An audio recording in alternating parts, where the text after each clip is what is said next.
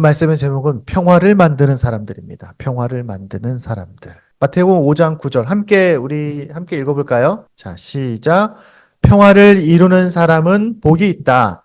하나님이 그들을 자기의 자녀라고 부르실 것이다. 아멘. 한 번만 더 읽어볼까요? 시작. 평화를 이루는 사람은 복이 있다.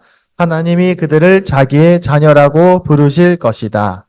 가끔 마음이 힘들어질 때가 있습니다. 우리 마음의 평화가 사라질 때가 있어요.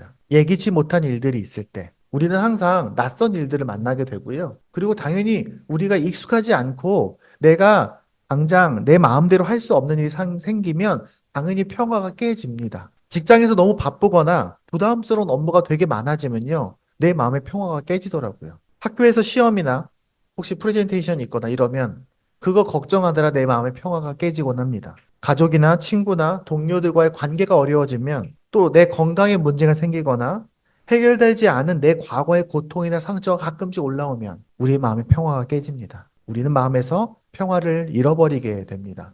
지난주 여러분은 어떤 순간에 평화를 잃어버렸습니까? 여러분이 어떤 순간에 마음이 확 불안해졌습니까? 어떤 순간에 잠이 화들짝 깨던가요? 어떤 순간에 누군가가 꼴보기 싫었습니까? 왜 이런가? 왜 내 삶에 평화가 없지? 하고 주위를 이렇게 들여다보고 이렇게 사람들을 이렇게 쳐다보고 하면 세상이 기본적으로 너무너무 시끄러워요. 뉴스를 보니까요. 지금 뭐 전쟁, 갈등 문제가 항상 그랬지만 요즘엔 더 그런 것 같아요. 네. 우크라이나 러시아 전쟁은 아직도 끝날 줄을 모릅니다. 도대체 몇 년 동안 그러고 있는지 모르겠어요. 우리에게는 되게 먼 나라 이야기지만 그 나라는 우리처럼 그냥 살다가 어느 날 집 앞에 폭탄이 떨어지고 내 가족이 있는 병원이 부서 폭발하고 이런 일들이 일상 속에서 일어나고 있습니다.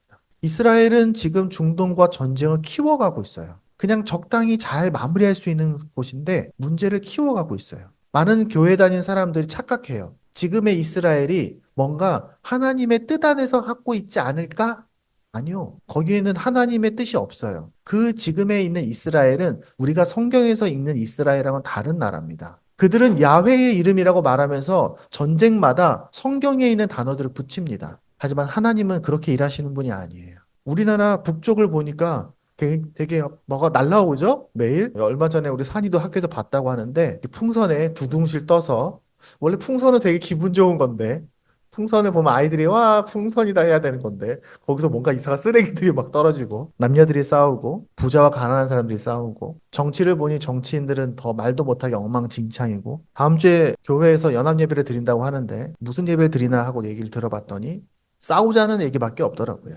너무 마음이 아픕니다. 이 땅에 그리스도인들이 이 땅에 그래도 성경을 읽는 사람들이 평화를 만들어야 될 텐데 성경을 읽는다고 말하는 사람들이 제일 열심히 나서서 핏대를 세우고 싸우는 것처럼 보일 때가 가끔 있습니다. 성경을 안 읽는 사람들이 그 사람들 뜯어 말리고 있는 것처럼 보이기도 합니다.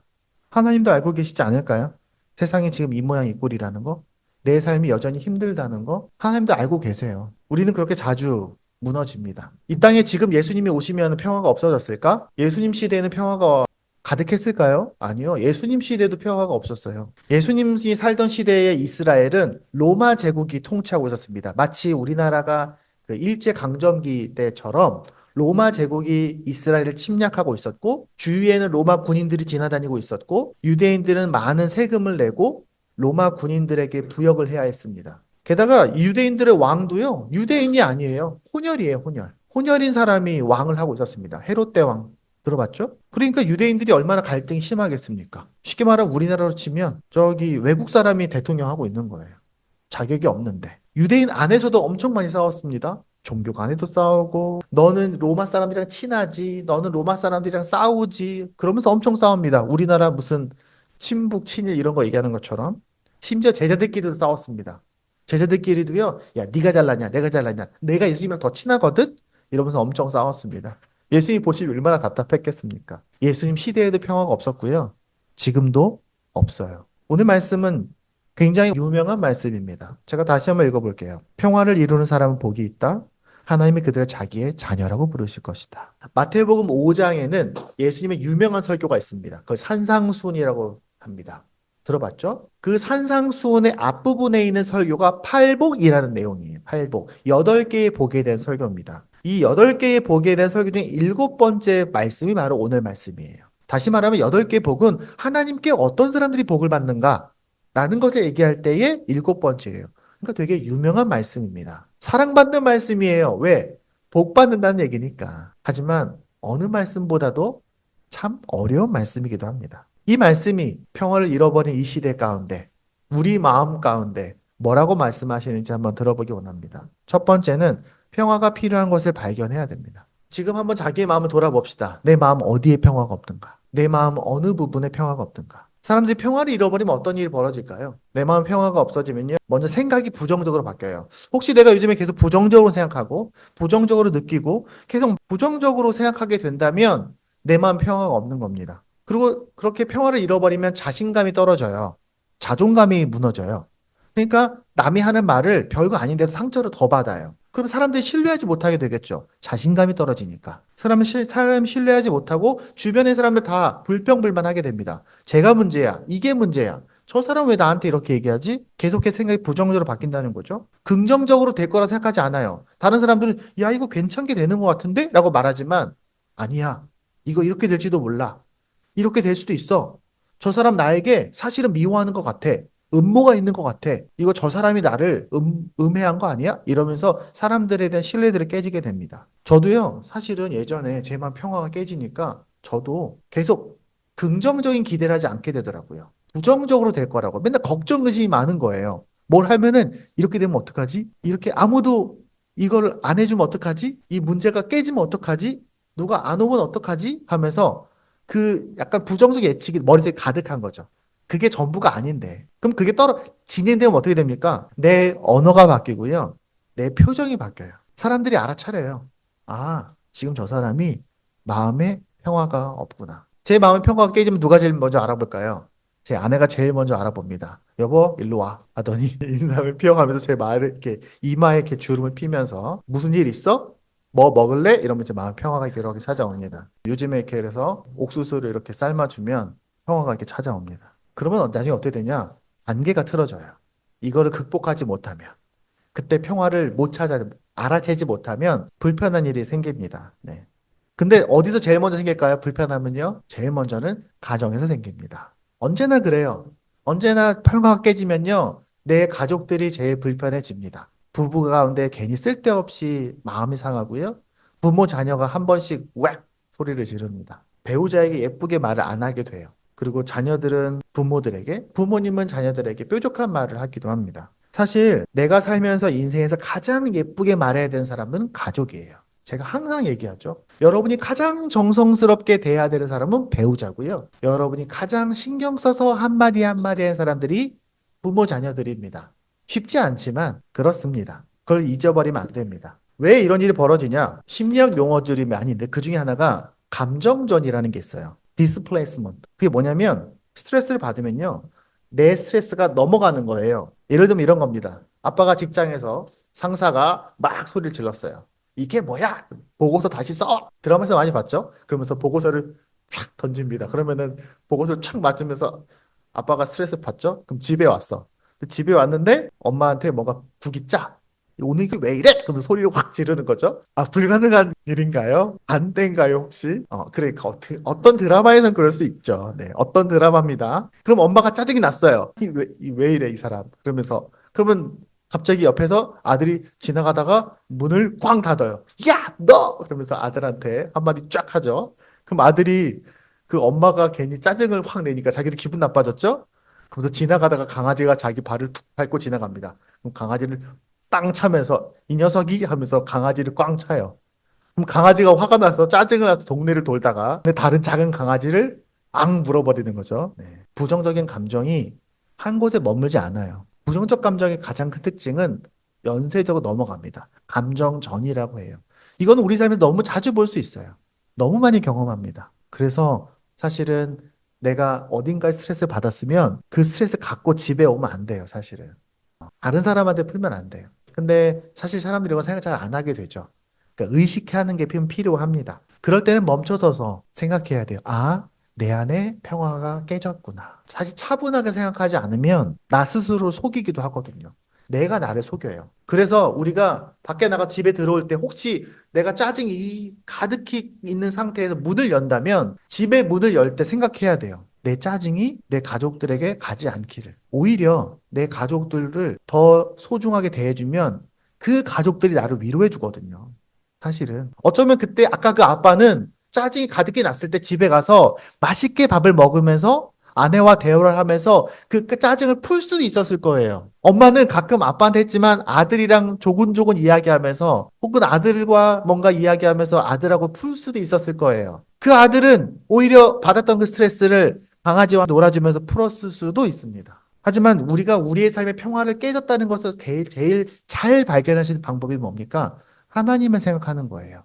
우리가 일상 속에서 항상 하나님을 생각하면 하나님은 우리 마음의 평화가 깨질 때 깨닫게 하세요. 현충아, 네 마음 평화가 지금 깨졌어. 너 지금 흔들렸어. 너 지금 쩔뚝거려. 라고 알려주십니다. 우리가 평소에 항상 말씀 읽고 기도하고 하면서 생각한다면. 그래서 우리가 평화를 깨졌다는 것을 인식하는 건 되게 중요합니다. 주변을 한번 보세요. 여러분 주위에는 어떤 사람들 있습니까? 혹시 여러분 가족 중에 인상을 빡 쓰고 있는 사람 있습니까? 그러면 이제 경계하시기 바랍니다. 저기 지금 크랙이 있어. 오늘 우리 배우자가, 우리 남편이, 우리 아내가 지금 상태가 안 좋네? 예전에 최영 목사님께서 되게 좋은 얘기 해주셨어요. 집에 밖에서 이렇게 어려운 일이 있었을 때 문을 열고 들어오면서 사모님이 그렇게 얘기해요. 여보, 나 지금 되게 힘들어. 하고 들어가신대요. 그럼 사모님이 약간 신경 써서 처음에 조금 잘해주시는 거죠. 그러면 이제 목사님이 좀 마음이 풀리시는 시간이 필요한 거예요. 도와달라고 하는 거죠. 도와달라고. 나 지금 스트레스 받았으니까 나 좀 도와줘. 라고 말하는 거예요. 여러분 주위를 살펴보시기 바랍니다. 평화를 잃어버렸다는 건 하나님의 통치를 잃어버렸다는 겁니다. 왜냐하면 평화라는 개념 자체가 하나님으로부터 오는 것이기 때문에 그렇습니다. 하나님께서 이 세상을 만드시고 이 땅에 평화를 부여하시면서 창조하시는 거예요. 질서를 부여하시면서 창조하시거든요. 그걸 우리가 코스모스라고 부릅니다. 왜냐하면 원래 평화라는 게 하나님으로부터 오기 때문에 그렇습니다. 평화를 만드는 거 두 가지 얘기를 좀 하려고 합니다. 첫 번째는요, 이 평화를 만드는 게 쉽지가 않습니다. 아까 우리가 읽었던 그 말씀 있잖아요. 평화를 이루는 사람. 영어로 뭘까요? 평화를 이루는 사람. 어려운 말이 아니고 피스메이커. 피스메이커예요. 예. 그 원어를 보면요, 포이에오라는 단어입니다. 헬라어로 포이에오라는 말이에요. 이 단어는 그냥 메이커의 원어랑 비슷합니다. 근데 그냥 메이크, 만들다, 이거 그냥 뜻이 아니에요. 이 단어가 쓰이는 용법들이 있을 거 아니에요. 다양한 용법들이. 그래서 그 용법들을 보면 이런 느낌입니다. 평화를 행동하는 겁니다. 평화를 만들어내는 거예요. 조각하는 거예요. 조립해 만드는 겁니다. 또 평화의 결과를 내는 겁니다. 평화가 이루어지게. 또 평화의 상태를 유지하는 겁니다. 평화를 유지하는 것. 그 다음에 평화를 삶의 방식으로 사는 것을 포이에오라는 단어로 씁니다. 그냥 메이커가 아니라 평화를 만드는 사람이라는 말은 평소에 삶의 방식이 평화인 거예요. 그 사람의 생각과 말과 행동 자체가 평화롭고 평화가 깨진 곳이 있으면 만들어내고 그것을 평화롭게 끌고 가고 그리고 평화를 붙들고 있는 사람이 피스메이커입니다. 여러분 중에 어떤 사람들이 피스메이커인가요? 어떤 사람이 피스 브레이커인가요? 그러므로 평화를 만들기 위해서 두 가지가 필요합니다. 하나님이 하실 일이 있고 제가 할 일이 있겠죠. 제일 먼저는 당연히 하나님이 이 시간에 이곳에 임하기를 구해야 됩니다. 평화는요, 내가 똑똑하고 지혜롭다고 평화를 유지할 수 있는 게 아니에요. 가끔 뉴스 보면 이런 얘기 합니다. 우리가 힘과 권력이 있어야, 내가 강해야 평화를 유지할 수 있다. 이렇게 말하기도 합니다. 물론 그게 맞는 말인 부분도 있죠. 하지만 그것만으로 평화를 유지할 수 있는 건 아니에요. 그건 평화가 아니라 통제죠. 하나님이 원하시는 평화는 강한 힘과 압박감으로 못 움직이게 하는 것이 하나님의 평화가 아니에요. 그건 성경적인 방법이 아니에요. 하나님이 말하시는 평화는 모두가 다 평등하고 자유로운 상태에서 이루어지는 하나됨입니다. 그래서 당연히 평화에는 하나님의 임재가 필요합니다. 혹시 여러분 마음가운데 약간 평화가 없다고 생각합니까? 혹시 내가 불편한 상황들이 있습니까? 하나님이 지금 여기에 채워달라고 기도해야 됩니다. 평화가 하나님으로부터 오기 때문에 그렇습니다. 혹시 여러분은 마음 가운데 평화가 없습니까? 그건 하나님이 부족하기 때문에 그렇습니다. 그러니까 기도해야 돼요. 하나님, 제 마음 가운데 지금 평화가 없어요. 도와주세요. 가끔 여러분 시험 보기 전에 불안할 수 있죠? 그때 기도하세요. 하나님, 지금 제 마음에 평안함이 없어요. 저를 위해서 제 마음에 가득히 채워주세요. 제 마음에 평화를 채워주세요. 하나님 반드시 채우십니다. 왜? 하나님의 평화이시니까. 네. 가끔 제가 아는 친구 중에 시험 볼 때는 뭐 아무것도 못 먹고 막 잠도 못 자고 스트레스가 많은 친구가 있었어요. 제가 여러 번 얘기했어요. 그럼 시험 보기 전에 아침에 일어나자마자 그때부터 기도해. 그 행동이 되게 중요하거든요. 그래서 그냥 아침에 일어났을 때 그냥 무릎 꿇고 두 손 모으고 기도하라고. 하나님, 저를 오늘 살려주세요. 고상한 기도하라는 게 아니에요. 저 죽을 것 같아요. 살려주세요. 하나님은 그 작은 마음들, 그 겸손한 그 마음에 귀를 기울이십니다. 그래서 예수님께서 이렇게 다른 데서 이렇게 말씀하십니다.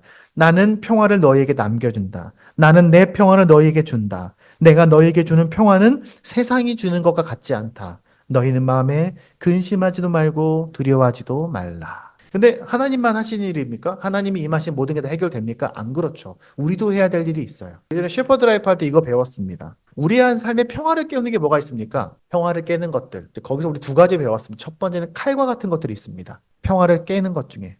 뭐냐면은 우리 마음에 있는 분노, 미움, 질투, 불쾌한 감정, 서운한 마음, 부정적인 생각. 그게 되게 습관처럼 우리 마음에 붙어 있는 것들도 있거든요. 그게 우리 안에 칼들입니다. 예전에 그런 책이 있었어요. 누구나 마음속에 칼 하나 자루는 쥐고 산다고. 맞는 말처럼 느껴지는데 그만큼 또 무서운 말이 없습니다. 네. 우리 마음에 칼 같은 것들이 있어요. 하지만 또한 동시에 뭐가 있습니까? 돈주머니 같은 것도 있습니다. 돈주머니 뭡니까? 잃어버리고 싶지 않은 거겠죠. 내 안에 있는 내 이익, 내 자존심, 내 권력, 내 기득권. 그거 포기하기엔 아깝고 기분 상하는 것들이 있어요. 그 갈등을 붙잡고 있으면 갈등의 씨앗이 됩니다. 모든 사람들의 마음 가운데에는 관계 안에는요, 칼이 있고 돈주머니가 있습니다. 그것들을 내려놓을 때 하나님이 그 안에 임재하실 수 있습니다. 평화는 그때에 마치 마른 땅에 가랑비가 내리는 것처럼 내 안에 하나님의 비가 우리 마음에 채워지게 되고 그렇게 젖은 땅에 생명의 씨앗이 시작되는 겁니다. 그래서 우리가 하나님께 기도한다는 건 하나님 평화를 주세요라고 말하고 나는 가만히 있는 게 아니라 하나님 내 안에 평화를 주시면 내게 임재하시면 보여주십니다. 현충아, 지금 너 마음가운데 그 자존심 그거 내려놔. 그 네 마음가운데는 그 미워하는 마음, 너 저 사람을 굉장히 부정적으로 보고 있지? 그거 내려놔. 포기해. 왜 저도 그럴 수 있어요. 저도 사람들을 볼 때 누군가를 무시하거나 저 사람이 나를 싫어한다고 적개심으로 미리 생각해 버리거나 그럴 경우 있거든요. 그럴 때 하나님께 기도하면은 어김없이 하나님 말씀하십니다. 현충아, 네 마음 가운데 그 칼자루 내려놔. 돈주머니 포기해. 그러면 내가 네 안에서 일할 수 있어. 라고 말씀하십니다. 그럼 이런 얘기 할 수 있어요. 목사님, 저는 내려놓을 수 있는데, 아, 저 사람이 안 내려놓는데요? 그럴 수 있죠? 아, 나는 다 포기하고, 나는 다 내려놓고, 나는 웃으면서 참 좋게 좋게 대해보려고 하는데, 아, 저 사람이 저를요, 계속해서 찔러요. 라고 말할 수도 있습니다. 근데 하나님이 우리에게 주시는 그 평화가 모든 사람에게 한꺼번에 당장 이루어지는 건 사실 아닙니다. 제가 예전에 그런 얘기 했어요. 용서하라는 말 할 때 우리는 가끔 용서를 생각하면 그 사람하고 막 서로 끌어안고 나 널 사랑해 이렇게 하는 게 용서인 것처럼 생각하니까 사람들이 용서를 안 한다고. 왜냐면 사실 용서라는 게 그런 거면요. 너무 힘들잖아요. 당장 어떻게 그 사람을 끌어안고 사랑해라고 할 수 있습니까? 용서라는 말은 당장 그 사람을 뜨겁게 사랑하는 게 아니라 내 아픈 거, 나 상처받은 거, 나 화나는 거 하나님께 좀 밀어놓고 나 그거 잊어버리고 사는 거예요. 하나님 전 잘 모르겠으니까 알아서 하세요. 나 저 사람 너무너무 미운데 저 사람 나 너무 괴롭혔는데 하나님이 알아서 하세요. 하나님이 누구 잘못하고 그냥 넘어가시는 분이 아니셔요. 그러니까 하나님 저는 잘 모르겠으니까 저 이것 때문에 너무너무 피곤하니까 하나님이 알아서 해주세요. 정의로운 하나님께서 나를 사랑하시는 하나님께서 모든 것을 이해하고 계신 하나님께서 알아서 해주세요라고 하나님께 맡겨드리고 나는 그냥 편안하게 사는 거 사실은 그게 용서의 시작이에요. 근데 평화도 마찬가지입니다. 평화도 가끔은요, 내가 막 서로 끌어안고 막 회복되고 막 이런 게 아니라 가끔은 적당히 기다리는 게 평화일 때도 있어요. 내가 저 사람하고 너무 관계가 나빠. 근데 좀 풀어야겠어. 그럴 때 내가 저 사람하고 싸우지 않고 공격하지 않고 시간을 버는 거예요. 왜냐하면 하나님이 역사하시는 시간이 필요하거든요. 가끔 우리가 얼음을 녹일 때에도 얼음을 빠르게 녹이려면요. 그거 불가능합니다. 어마어마한 압력으로 누르면 녹아요. 그게 아니라 깡깡한 얼음이 녹아서 물처럼 되려면 시간이 필요하잖아요. 그렇지 않으면은 얼음을 파괴하는 수밖에 없어요. 얼음을 깨버리면 빨리 녹겠죠. 하나님 우리 그렇게 만들기 원하지 않으시거든요. 그래서 하나님의 평화가 임하는데 시간이 필요합니다. 그러니 혹시 하나님께 기도해서 하나님의 임재를 구하게 되거든. 여러분 마음 가운데 평화가 임하기를 기대하고 기도하게 되거든. 누군가의 관계 속에 하나님 평화가 주세요라고 말하게 되거든. 싸우지 말고 갈등하지 말고 기다리세요. 시간이 필요합니다. 그러면 하나님께서 하나씩 하나씩 일하실 거예요. 이게 여러분 문제를 회피하라는 게 아니에요. 가끔 이런 얘기합니다. 목사님, 평화를 만들라는 얘기는요, 나쁜 것도 그냥 덮어주고 무조건 다 문제 없어. 하하호호 하고 그냥 없어는 일처럼 하는 게 평화로운 겁니까? 아니요, 그렇지 않아요. 그 얘기하고 있는 게 아니에요. 예수님은 평화를 그냥 이루셨습니까? 아까 우리 찬송가에서 어떻게 했습니까? 예수님께서 어떻게 평화를 이루셨다고 나오십니까? 예수님이 십자가에서 평화를 이루셨어요. 평화는 그냥 유야무야 대충 얼버무리는 게 평화가 아니에요. 다만 예수님이 말씀하시는 거예요. 내가 너에게 평화를 줄 건데 이 문제를 해결할 때 상처 주지 않고 최대한 할 수 있거든 평화롭게 서로에게 마음 상하지 않게 죄 짓지 않고 공격하지 않고 분노하지 않고 소리치지 않고 문제를 해결할 수 있는 방법을 찾아보자. 그래서 이 문제가 끝났을 때 우리 모두가 다 행복할 수 있는 방법이 있을 거야. 지금 당장은 안 보여도 하나님은 하실 수 있어. 하나님의 일하심을 그렇게 기대하시기 바랍니다. 근데 사실 사람들은요, 평화보다 이익을 원해요. 왜 사람들이 이 세상에 평화가 없을까요? 평화가 이렇게 좋은 건데? 왜 사람들이 이렇게 맨날 싸우죠? 사람들이 그렇게 사실 평화를 원하지 않기 때문에 그래요. 사실은 그래요. 사람들은 평화보다 이익을 더 원해요. 사람은 평화보다 내가 더 많은 걸 갖길 원해요. 내가 승리하길 원해요. 근데 그리스도인 세상과 뭐가 다르냐면요. 사람들이 평화보다 이익을 선택할 때 아니야. 내 이익을 좀 포기하더라도 평화가 더 중요해라고 말하는 사람들이 그리스도인인 거예요. 그러니까 혹시 교회 다니는데 기독교인인데 종교적인 이름으로 하나님의 이름을 앞세우면서 평화보다 내 이익을 선택하거든 그건 하나님의 메시지가 아니라고 생각해도 됩니다. 하나님은 어떤 식으로든 내 이익과 내 자존심과 내 세력과 내 권리 그런 것들을 조금 더 내려놓고 언제나 답이 딱딱 있는 건 아니지만 그럼에도 평화를 찾아가는 사람들입니다. 그러면 이런 생각할 수 있어요. 하나님 이렇게 내가 평화롭게 하려고 했더니 사람들이 저를 너무 우습게 봐요. 제가 너무 많은 걸 포기해야 돼요. 가끔은 제가 사람들이요 쉽게 보는 것 같아요. 함부로 대할 때도 있어요. 평화를 만드는 사람들. 왜? 어수룩하게 보이니까 세상 사람들이 보기에는. 제가 얘기했잖아요. 예전에 저 고등학교 때 욕을 안 하니까 제 친구들이 저를 좀 바보로 알더라고요. 욕을 안 하는 게 참 쉽지 않았어요. 근데 욕을 안 하고 갈등을 해결하는 건 특히 남학생들에겐 참 쉽지 않습니다. 사람들은 강해 보이고 싶어 하거든요. 그래서 힘으로 평화를 유지하고 싶어 합니다. 근데 예수님 그렇게 하지 않으셨죠. 싸워서 쟁취하지도 않고, 욕도 안 하고, 큰 소리도 안 내고, 화도 잘 안 내고, 항상 평화롭게 마무리하면 우리에게 손해가 될까요? 그럼 우리 항상 손해보는 사람입니까? 근데 우리는 아까 성경 말씀에서 이렇게 읽었어요. 뭐라고 읽었습니까? 평화를 이룬 사람들은 복이 있어. 어떤 복이냐? 하나님이 그들을 자기 자녀라고 부르실 거야. 이게 오늘 말씀에서 제일 중요한 부분입니다. 평화를 만들기 위해서 노력하는 사람들. 내 이익을 내려놓고 서로 화목하고 사이좋게 지내기 위해서 애쓰는 사람에게, 그런 사람에게 하나님 이렇게 말씀하시는 거예요. 이거 봐. 내 아들이야. 내 딸이야. 우리가 어떤 사람에게 내 자녀를 자랑할 때 이게 어떻게 말합니까? 좋은 점을 닮으면은 자랑해요. 그렇잖아요. 아들이 이렇게 좋은 성적을 받아오면 역시 나를 닮아서 이렇게 얘기하죠. 혹시 빵점을 받아오면 당신을 닮아서 이렇게 농담으로 얘기한다고 하죠. 우리가 아들이 우리 딸이 너무너무 멋진 일을 하면 그런 생각하니 역시 내 아들이야. 역시 내 딸이야.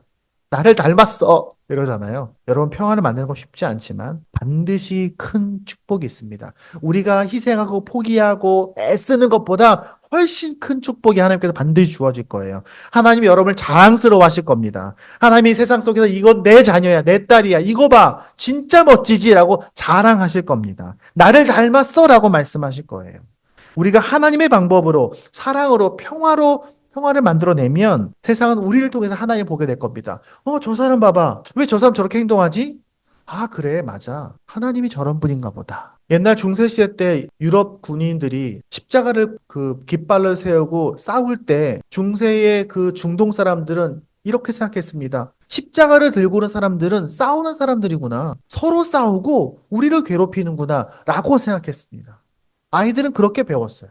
그게 아니라고 설명하기까지 얼마나 많은 힘든지 아십니까? 그때에 지었던 그 죄들이 지금도 남아서 교회를 괴롭히고 지금도 그렇게 사는 그리스도인이 여전히 우리 안에 있습니다. 우리는 다시 그것들을 회복해야 될 책임들이 우리에게도 있어요. 또 우리가 하나님의 자녀가 될 때, 하나님 우리를 자녀라고 부르실 때, 우린 하나님과 더 깊은 관계를 갖게 됩니다. 하나님을 더 잘 이해하게 됩니다. 하나님의 평화와 기쁨과 소망들을 누리게 됩니다. 부모에게 있는 것들이, 모든 것들이 자녀가 누릴 수 있는 것처럼, 부모가 사는 그 집에 자녀가 살 수 있는 것처럼, 부모가 먹는 것을 자녀들이 함께 먹을 수 있는 것처럼, 하나님이 내 자녀야, 내 아들이야, 내 딸이야, 이거 봐. 라고 말씀하실 때 우리가 누릴 수 있는 그 복과 그 기쁨과 그 희망과 그 가능성, 우리가 삶에 힘들고 어렵고 답답함에 처했을 때 우리의 아버지 하나님께서 직접 움직이신다는 것은 어디서 시작된다는 거예요? 평화를 만들 때, 평화의 방법으로 사는 사람에게, 그 사랑과 부드러움과 희생으로 평화를 만드는 사람에게 하나님이 큰 복으로 채우실 것을 믿으시기 바랍니다. 절대로 후회하지 않을 겁니다. 절대로 손해보지 않을 겁니다. 말씀을 맺겠습니다. 평화를 이루는 사람은 복이 있다. 하나님이 그들을 자기 자녀라고 부르실 것이다.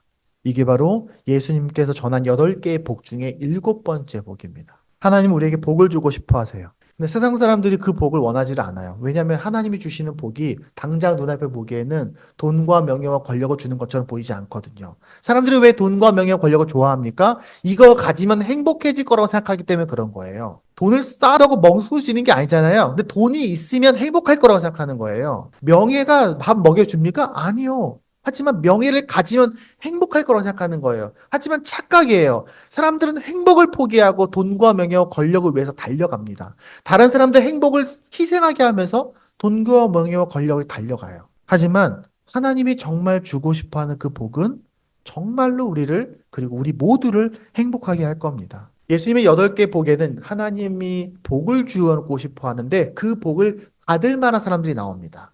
첫 번째, 가난한 사람들, 울고 있는 사람들, 마음이 여린 사람들, 세상이 더 정의롭기를 바라는 사람들, 자비가 많은 사람들, 마음이 깨끗해서 남을 함부로 의심하거나 속임수가 없는 사람들, 그리고 하나님께 찾아가서 하나님께서 우리와 함께 해주세요라고 말한 사람들인 겁니다.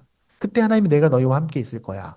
그리고 오늘 평화를 사랑하고 내가 좀 손해보더라도 사람들의 무시를 받더라도 눈앞에 보이는 당장의 이익이 없더라도 평화를 만들기 위해 애쓰는 사람들에게 하나님은 내 자녀야 라고 말씀하실 겁니다. 당연히 하나님의 자녀다라고 말한다는 건 자신이 하나님께서 내가 부모가 되어줄 거야 라고 말하는 것이고 내가 이 아이와 함께 있어 라고 말하는 것이기도 합니다. 그 평화를 누리고 그 평화를 보여주고 그 평화를 만들고 그리고 그 평화를 소유해서 잃어버리지 않는 우리 행복한 교회가 되길 바랍니다.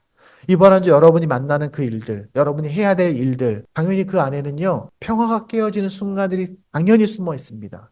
하루에도 10번씩, 20번씩 우리의 마음에 평화가 깨어질 겁니다. 그때에 하나님이 마음껏 여러분과 함께 할 수 있게 하나님께 장을 열어드리세요. 하나님 지금 내 삶에 오셔서 마음껏 내 안에 평화를 부어주세요. 내가 하나님과 함께 이 세상 속에서 평화를 만드는 자로 살겠습니다. 라고 다짐하는 우리가 되길 바랍니다. 기도하겠습니다.